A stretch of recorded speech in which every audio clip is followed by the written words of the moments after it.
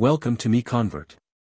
In this tutorial, I will show you how to convert 3DM files to 3ds format, completely free and online. Open your browser and search for 3dm to 3ds MiConvert.com. Click on the first result to go straight to the converter. You are now on the 3DM to 3ds converter page. The interface is clean and easy to use. Let's upload a file. Click the Choose File button. A file picker will open. Select the 3DM file you want to convert, then click Open. Your file is loaded and ready. You can see the file name, size, and destination format. Click Convert now to start the conversion.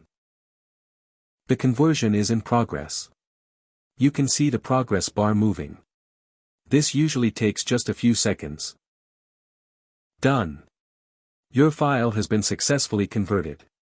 Click Download to save the 3ds file to your computer. That's it. Visit MiConvert.com for more free conversion tools. Subscribe for more tutorials. Thanks for watching.